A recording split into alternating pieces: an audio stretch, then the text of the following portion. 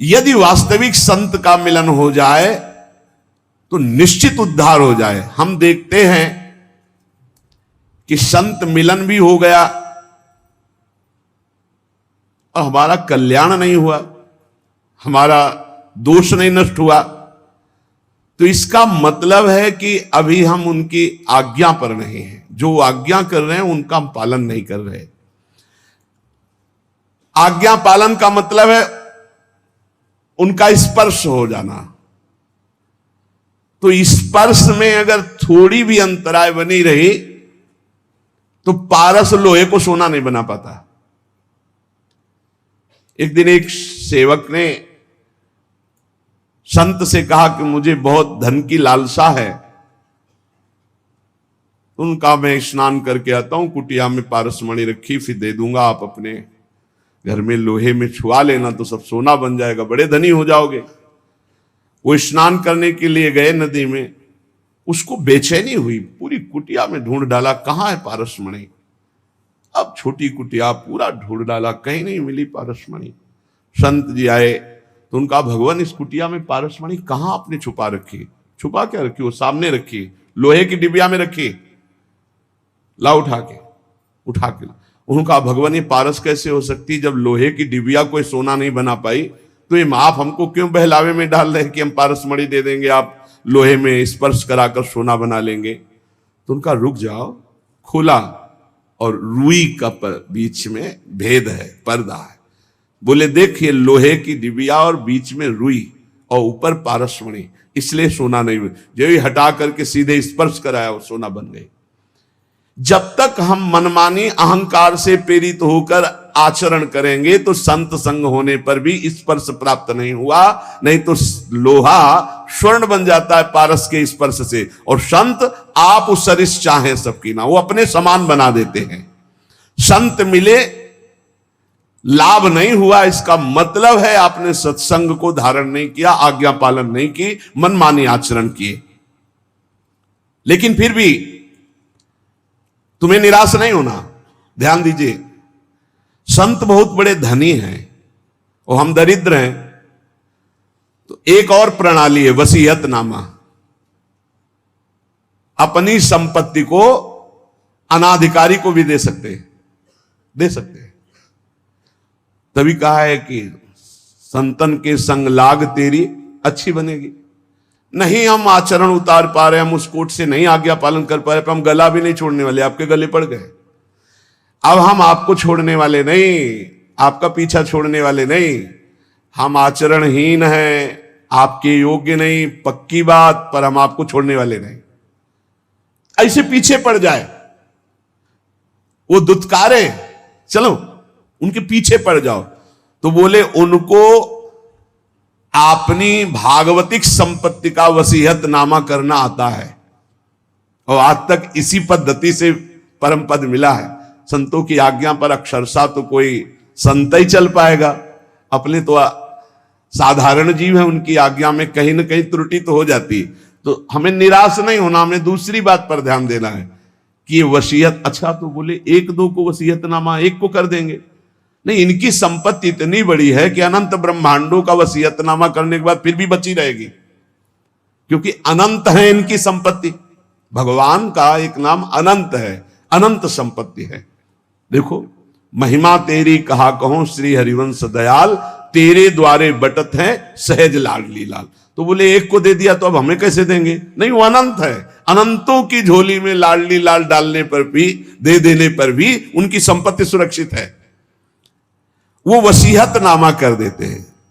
जे भी वसीयत हुआ तो दरिद्र भी संपत्तिवान हो गया। इसीलिए संतों के संग की महिमा है। कभी तो हमारी दीनता पर, हमारी दुष्टता पर, हमारी अधमता पर रीझ गए, बहुत दिन से पीछे लगा, चलो जाओ। उनकी कृपा क्या होती, उनकी संपत्ति दान क्या होती, भगवान से, प्रियालाल से कहना। प्रियालाल अपने संतों की बात को नहीं टालते, बस आप इतना समझ लेना, ये हमने प्रत्यक्ष देखा है। महापुरुषों की अनंत सामर्थ्य दरिद्र को तत्काल वसीयत करके संपत्तिवान बना देना बहुत कठिन। इसीलिए विषयी पुरुष को भगवान के मार्ग में लगाया जा सकता है, भक्ति के मार्ग में लगाया जा सकता है, बहुत कठिन है। पर उससे हजारों गुना कठिन है कि जो अभेद तत्व भक्ति में लगा है, अभेद भक्ति, ज्ञान भक्ति में, जो ये भी भगवान की एक अभेद भक्ति है, इसमें जो लगा हुआ है कि अहम ब्रह्मास्मि, उसको दासत्व में लाना, ये बहुत कठिन बात है। ये चमत्कार केवल महापुरुषों में होता है कि जबरदस्ती बलात् उसके हृदय को, जैसे राधा बाबा के हृदय को भाई जी ने बदल दिया, पैर छू के बदल दिया। देखो दाता कैसे हैं, पैर छू के वो वस्तु दी जो पैर छू के मांगने पे भी नहीं मिलती। अगर संत संग मिल गया है तो ये प्रमाद मत करना कि तुम उनकी अवहेलना करके हट जाओ। भाई इतनी बात पकड़नी है। पद्म पुराण में एक प्रसंग आया कि किसी प्राणी का शव जल रहा था, एक भगवत प्राप्त महात्मा वहां से निकले, उसके शव पर दृष्टि चली गई तो उसको नरक ले जाया जा रहा था। उस प्राणी को जिसका शरीर जल रहा था, यमदूत नरक ले जा रहे थे, और उस भगवत प्राप्त महात्मा की दृष्टि पड़ गई चिता में जलती हुई, तो तत्काल वहां भगवत पार्षद आ गए, यमदूतों से छुटा के भगवत धाम ले, यात्रा बदल गई उसकी, नरक ले जा रहे तो भगवत धाम चलेंगे। मृत व्यक्ति की जली हुई चिता पे दृष्टि पड़ने मात्र से जब वो भगवत प्राप्ति के योग्य हो गया, तो जिंदा में उनकी दृष्टि पड़े, उपदेश हो, नाम कीर्तन सुने, उनकी आज्ञा पे रहे, तो उसको भगवत प्राप्ति नहीं हो जाएगी, इसमें क्या संशय। बड़े बड़े महापुरुष प्रसन्न रूप से यहां भ्रमण करते रहते हैं। ये धाम है, ब्रजभूमि है, आप जान नहीं सकते कौन किस कोटि का है। जहां लिखा हुआ है अवश्य में भोक्तव्यम कृतम कर्म शुभाशुभम, देख लो चमत्कार, भोगने ही नरक जा रहा था, उसकी चिता पे दृष्टि पड़ गई, रास्ता बदल गया, नरक का रास्ता छोड़ के भगवत धाम, भगवत पार्षद आए। जैसे नरक ले जा रहे थे यमदूत अजामिल को, संतों के संग से ही अपने बेटे का नाम नारायण रखा था, और नारायण पुकारा, यात्रा बदल गई, भगवत धाम चला गया। भगवान के वचन है अवश्य में भोक्तव्यम कृतम कर्म शुभाशुभम, बिना भोगे नहीं बचेगा जीव। पर संत दरस जिम पातक टरे, दर्शन मात्र से, संभाषण मात्र से, कर्मों को बिना भोगे हुए बिल्कुल सत्य विषय संत आपको भगवत प्राप्ति करा देंगे। जो भगवान को प्राप्त संत है भगवत प्राप्ति करा दे, क्योंकि उनसे भगवान से बातचीत हो, भगवान से वो प्रार्थना करेंगे, तब वो सारा कार्य माफ भगवान ही करते हैं, योग माया पर्दा भगवान ही हटाते, पर प्रार्थना संत करते हैं।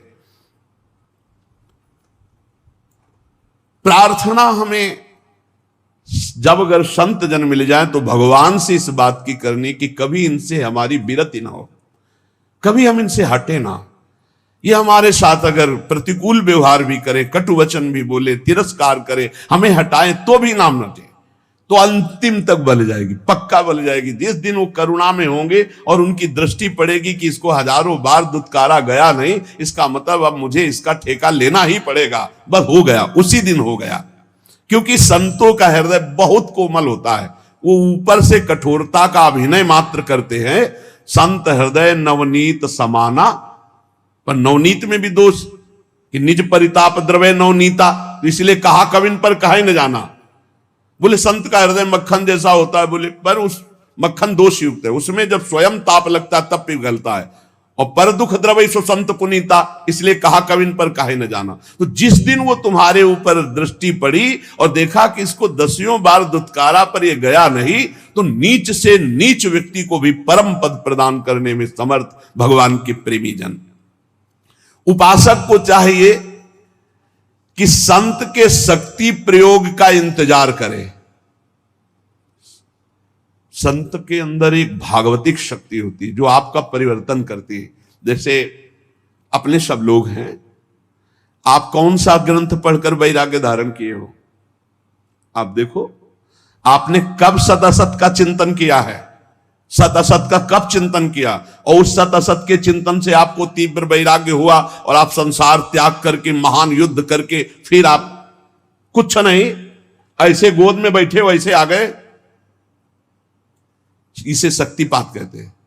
संतों के हृदय में भागवतिक चिंतन से युक्त होकर जब संकल्प होता है, वो तुम्हारे राग का नाश कर देता है, तुम्हारे मोह का नाश कर देता है, तुम्हारे समस्त दोषों का नाश कर देता है। पर इसके लिए उनके हृदय में स्थान बनाना होगा, चाहे जैसे बनाओ, रो के गिड़गिड़ा के साधना करके उनके आसक्त होकर। कैसे?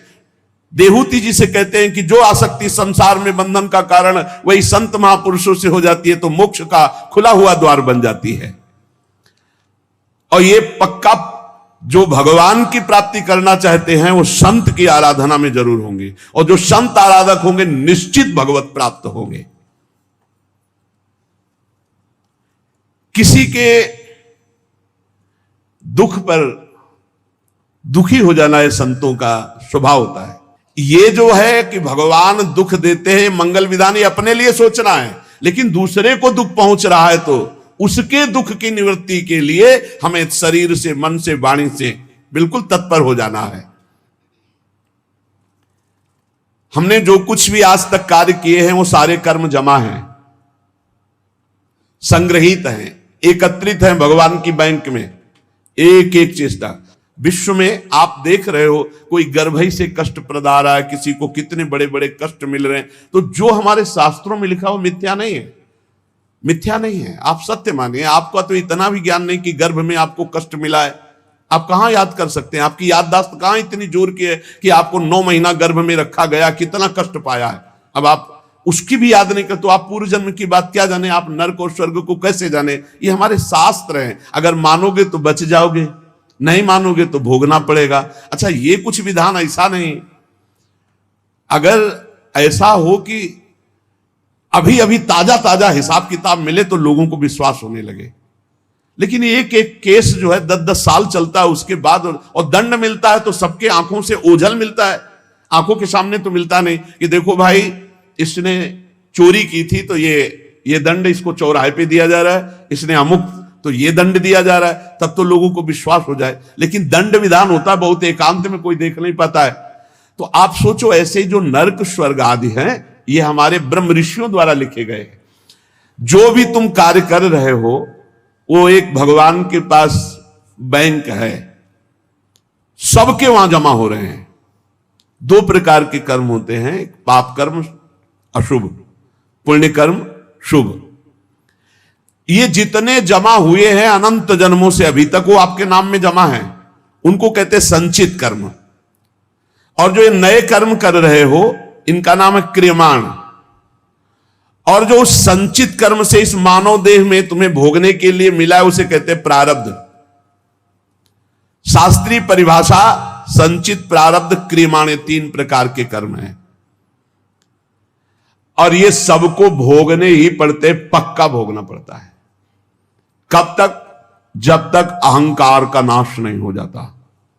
आवागमन का मूल हेतु अहंकार है, मैं करता हूं, ये भाव संत की कृपा से नष्ट। अहंकार का नाश सिर्फ संत की कृपा से होता है। तिनकी संगति रहते जाति कुल मद सब नंसई। संत संग कैसा करता है? जैसे चने को भून दे, फिर उसमें अंकुरण नहीं हो सकता, ऐसे इतना भुन जाता है सत्संगी कि उसमें अहम रह नहीं जाता।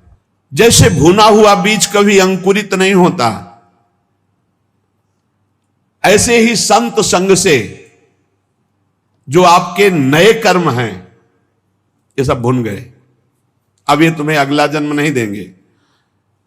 देखो, और जो पूर्व संचित गोदाम है, ज्ञानाग्निना सर्वकर्माणि भस्मसात कुरुते, तथा उनके द्वारा प्रदत्त ज्ञान को अपने अंदर जागृत करो, ज्ञानाग्नि जलाओ, ये ज्ञान अग्नि ही वहां पहुंचेगी और तुम्हारे सारे कर्मों को भस्म कर देगी। या समर्पण वृत्ति करो तो भगवान आग लगा देंगे। 2 ही है, ज्ञानाग्नि सर्वकर्माणि भस्मसात कुरुते, तथा अगर उसको संचित को कोई भस्म कर सकता है तो दिव्य ज्ञान और या भगवान। ज्ञान गुरु से प्राप्त होता है और समर्पण आश्रय भी गुरुदेव से प्राप्त होता है, दोनों संतों से प्राप्त होते हैं।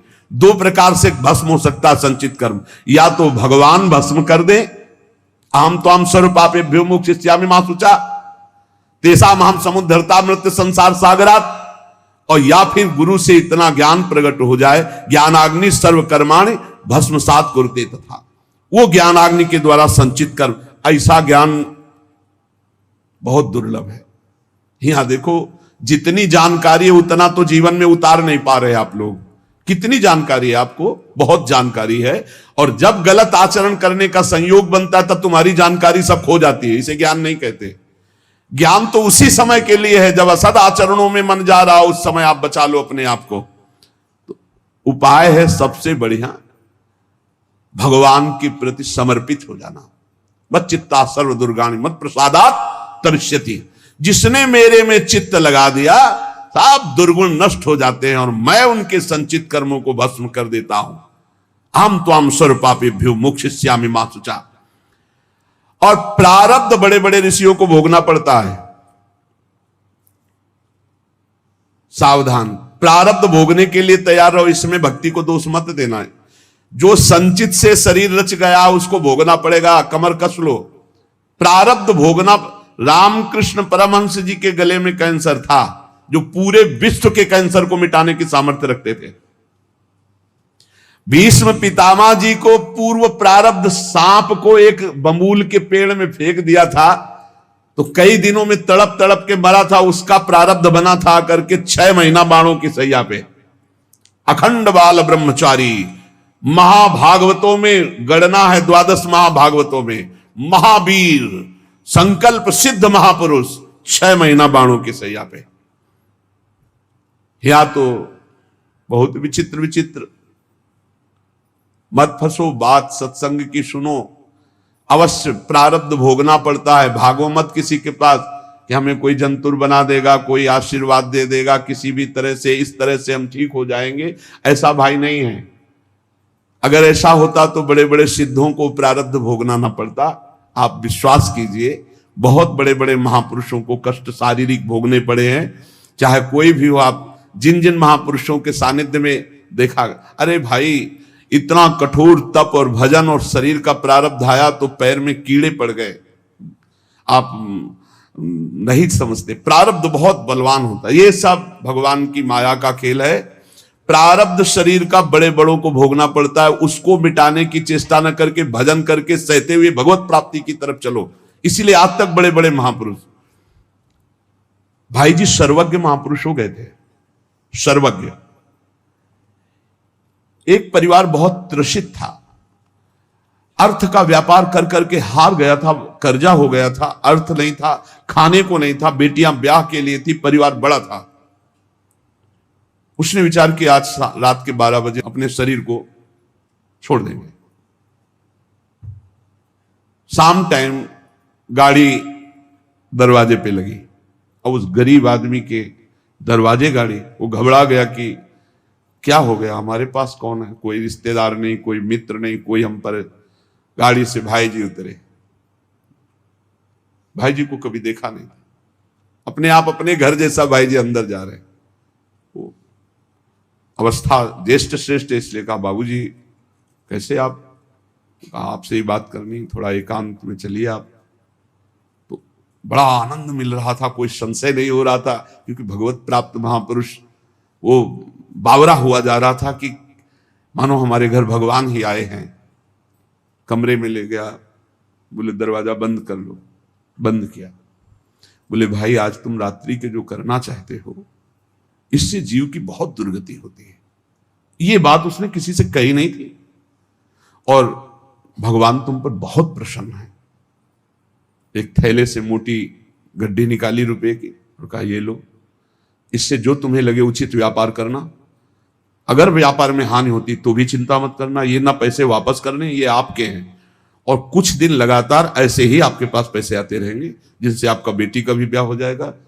बड़े बड़े धनी मानी भाई जी के चरणों से जुड़े थे, तो धन का प्रथम सदुपयोग यही है, इसलिए भाई जी प्रेरित कर देते थे। अब वो रो के चरणों में गिर गया, मेरे भगवान आपके। भाई जी ने कहा नहीं, भगवान आपको बहुत प्यार करते हैं। उन्होंने ऐसे सर्वज्ञ महापुरुष जो सब बात। एक आदमी कंबल ओढ़े हुए, आप पढ़ लेना चरित्र में, मुंह ही नहीं खोल रहा था, उसे कई लोग लाए हुए थे। भाई जी ने कहा क्या हो गया? बोले शरीर छोड़ना चाहता है और आप ही समझा सकते हो। भाई जी ने कहा क्या है, कंबल क्यों ओढ़े हो, हटाओ कंबल। जो ही कंबल हटा मवाद बह रहा था, गलित कुष्ठ पूरे शरीर। बोले भाई जी से कहा कि बाबूजी अब ऐसे में शरीर रखना उचित है या त्याग देना। भाई जी ने कहा अरे शरीर श्री कृष्ण प्राप्ति के लिए गले से लगा लिया। वो चीख पड़ा अरे नहीं मेरा घृणित शरीर, खत्म। ऐसे महापुरुष अपने उदर के कैंसर में भारी पीड़ा से युक्त शरीर का त्याग किया है। आप सोचो जो चुटकी बजाते भजन बल से प्रारब्ध नष्ट कर सकते हैं अपने ऊपर लेकर के, प्रारब्ध बड़े बड़ों को भोगना पड़ता है। भीष्म पितामह के रोम रोम में बाण लगे थे, शरीर में 2 अंगुल जगह भी नहीं बची थी जहां बाण ना लगा हो। इतने बाणों से विद्ध होने पर भी वो हर समय श्री कृष्ण सुमिरन कर रहे थे। वृंदावन में रामकृष्ण दास जी बड़े भारी महात्मा थे, उनको भी कैंसर हो गया। प्रारब्ध के भोग भोगने पड़ते हैं। प्रारब्ध के भोग में यदि दृष्टि बदल सकती है तो कोई संत महात्मा पहुंचा हुआ उसे मिटा सकता है। वो भी मिटाते क्या है, सब समेट के अपने ऊपर ले लेते हैं। आप सच्ची मानिए संतों की कृपा हम कैसे, आपने कई बार सत्संग में सुना होगा, अपने ऊपर प्रारब्ध लेकर अपने पैर को कटवा दिया, लेकिन एक गरीब आदमी के कैंसर को अपने ऊपर लेकर मिटा दिया। ऐसे तो बहुत से संतों के चरित्र देखे गए। हम लोगों को चाहिए कि प्रारब्ध मिटाने की कोशिश न करके भजन करके भगवत प्राप्ति की चाह करें। भगवान सबके मन में ही बैठे हुए देख रहे हैं। मन से ही दुख सुख होता है। जब आप भजन करेंगे तो प्रारब्ध का आपको दुख नहीं होगा, भोगने में बड़ा आनंद आएगा। भला दुख भोगने में आनंद आता है, लेकिन आनंद आता है कब, जब मन भगवान से जुड़ा होता है। आप ये समझ लीजिए, दुख भोगने में बड़ा आनंद आता है जब मन भगवान से जुड़ा होता है। मन में भगवान बैठ जाते, आनंद ही आनंद। प्रारब्ध का भोग 3 प्रकार से होता है, एक स्वेच्छा से, एक अनिच्छा से और एक परेक्षा से। हमारे मन में हमारा प्रारब्ध भोग प्रेरणा करता है और हम कुछ अपने साथ गलत कर बैठते हैं, गलत चेष्टा, वो बहुत बुरा प्रारब्ध होता है। जैसे जल में छलांग लगा दी, पेड़ में लटक गए, आग में कूद गए, जहर खा लिया या कुछ ऐसा, ये बहुत बुरा प्रारब्ध होता है। इससे बचना असंभव सा है। अगर उसके पहले सत्संग मिल जाए, कोई संत कृपा कर दे, भाव बदल जाए, तो बहुत से लोग हैं जो अपने भावों को बदल चुके सत्संग से। नहीं तो ये जो पहला है स्वेच्छा से, ये बहुत खतरनाक, क्योंकि कोई जान ही नहीं पाता कि उसके अंदर चल क्या रहा है और वो खतरनाक प्रारब्ध उसको नष्ट कर देता है। स्वेच्छा, जानबूझ करके अपने शरीर को नष्ट करना, बहुत बुरा प्रारब्ध होता है, बहुत बुरा प्रारब्ध होता है। स्वेच्छाकृत प्रारब्ध बहुत भयानक होता है। यह तभी मिट सकता है जब किसी महापुरुष का संग मिल जाए और उनके वचनों से हमारा चिंतन बदल जाए। वो चिंतन तभी बदलेगा, पाप हल्के होते हैं दर्शन से, संभाषण से, उनकी कृपा से। तो कहते ना आपने बचा लिया, नहीं तो हम तो शरीर को नष्ट कर देते। मतलब उनकी विचारधारा को परिवर्तित कर दिया गया, क्योंकि ये स्वेच्छाकृत प्रारब्ध है, ये आपके अंदर है बैठा हुआ, मार देगा। कभी किसी के अंदर अगर इस भयानक पाप बन जाएगा तो ये जागृत हो जाएगा कि क्या करूं, शरीर छोड़ दूं क्या, ऐसा आने लगेगा भारी प्रारब्ध। ऐसी स्थिति में फौरन किसी संत महात्मा से मिलो और अपने मन की बात उनसे, जो आपकी बात सुन सके, वो आपको बहुत सीरियस ले सके, समझा सके, उनसे मिलो और अपने स्वेच्छा प्रारब्ध का नाश करा सकते हो। यदि उनकी बात में लग गए तो प्रारब्ध भी बदल सकता है। ये भगवान के प्रेमी जनों में बड़ी सामर्थ्य है। ये स्वेच्छाकृत प्रारब्ध बड़ा भयावना होता है। बहुत सुविधाएं सब हैं, कोई बात एकदम मन में लगी, इतनी विपरीत होती चली गई तो प्रारब्ध भोग आपको वैसे ही प्रेरित करता चला गया, ऐसा स्वेच्छाकृत। और एक होता है अनिच्छाकृत। अब वो छलांग लगाई थी कूद करके जल में, और उसको पता नहीं था जहां छलांग लगाई ऊपर से नीचे 2-3 हाथ के नीचे वो सीमेंट की बहुत बड़ी बांध थी, वो सीधे 50 हाथ ऊपर से कूदा, खोपड़ी के बल से खोपड़ी फटी, मर गया। यद्यपि उसकी इच्छा नहीं थी, प्रारब्ध ने मार दिया। अनिच्छा प्रारब्ध।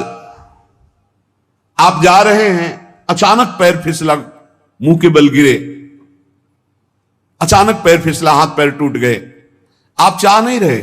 ये एक है चाह वाला स्वेच्छा प्रारब्ध, और एक है ये अनिच्छा प्रारब्ध।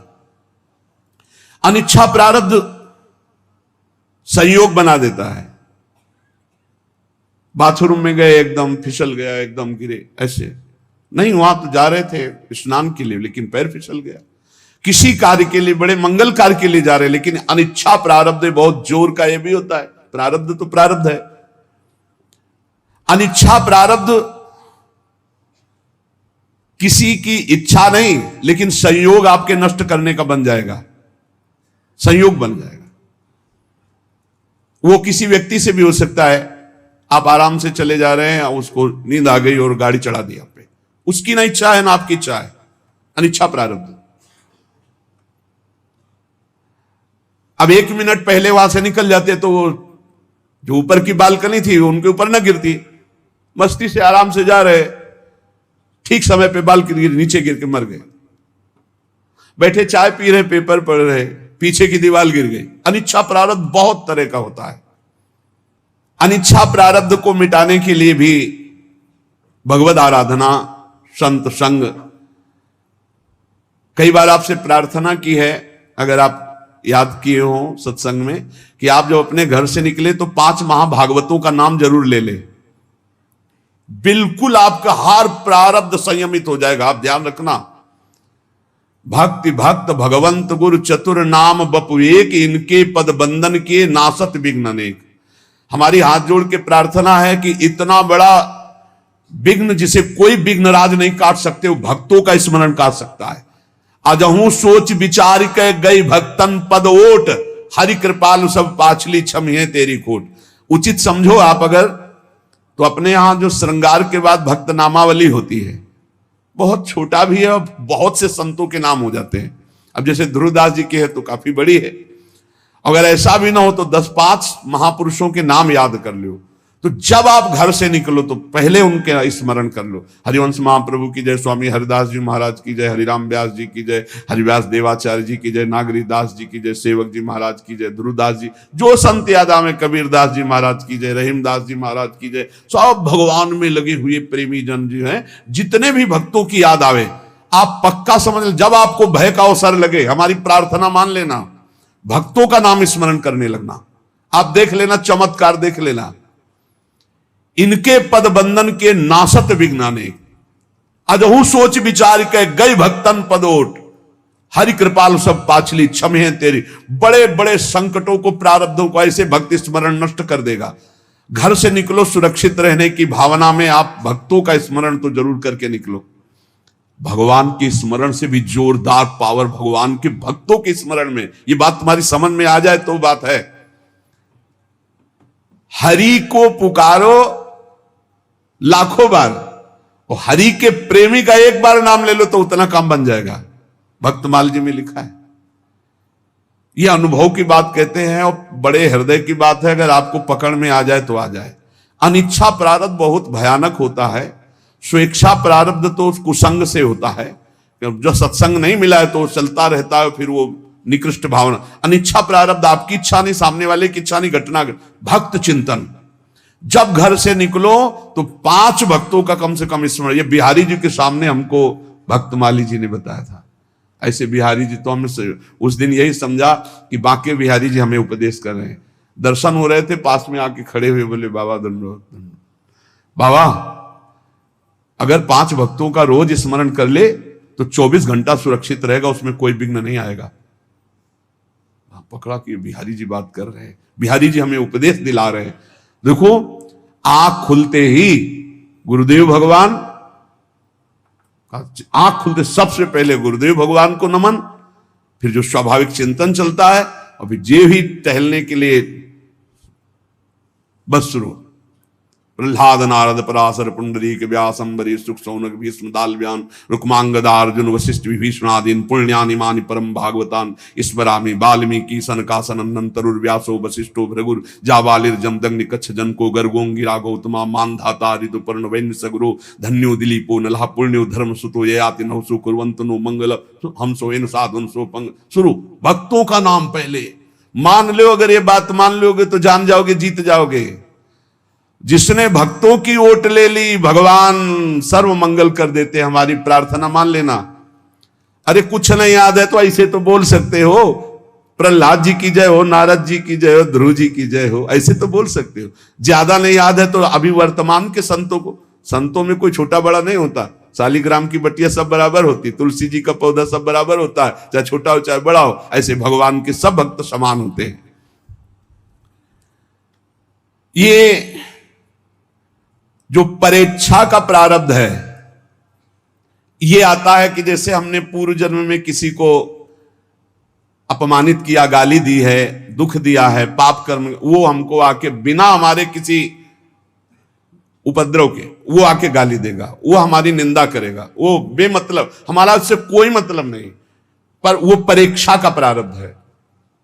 इसे भोगना सीखे, इसे मिटाना ना चाहे। परीक्षा का प्रारब्ध, बेमतलब वो बैर कर लेगा, बेमतलब आपकी निंदा करेगा, बेमतलब अपराध, तो शांत भाव से सह जाओ, इसे सहना सीखो। दूसरे के द्वारा दिया हुआ जो हमको दंड है वो हमारा ही कर्म है, परीक्षा प्रारब्ध, वो पूर्व का कर्जा चुक रहा है। कभी किसी को कटु शब्द नहीं बोलना, कभी किसी से कोई मतलब नहीं है, लेकिन परीक्षा प्रारब्ध जब होगा तो निंदा होने लगेगी, वो मारने पर तुल जाएगा, वो आपको चोट पहुंचा सकता है, और आपसे कोई मतलब नहीं उससे, पर वो परीक्षा प्रारब्ध, इसे भोग लेना चाहिए। स्वेच्छा प्रारब्ध मिटाओ सत्संग के द्वारा, संत कृपा के द्वारा। अनिच्छा प्रारब्ध मिटाओ खूब भजन साधन अनुष्ठान करके, और परीक्षा प्रारब्ध को भोग लो, जो शरीर पे जैसे भी विधान आवे, और इसी जन्म में भगवत प्राप्ति कर। और हमें तो लगता है कि ना स्वेच्छा, ना अनेक्षा, ना परीक्षा, भगवत इच्छा में स्थित हो जाए, जोई जोई प्यारो करे सोई मोई भावे, तो सब खत्म हो गया। सच्ची मानिए, फिर ये दिमाग में नहीं आएगा कि हम इसका मंगल करें, क्योंकि ये तो प्रभु को समर्पित हो गया है। अब क्या मंगल करना? अब कोई इसका मंगल कर रहा है तो प्रभु का विधान है, हम राजी हैं उसी में जिसमें प्रभु हमारे राजी हैं।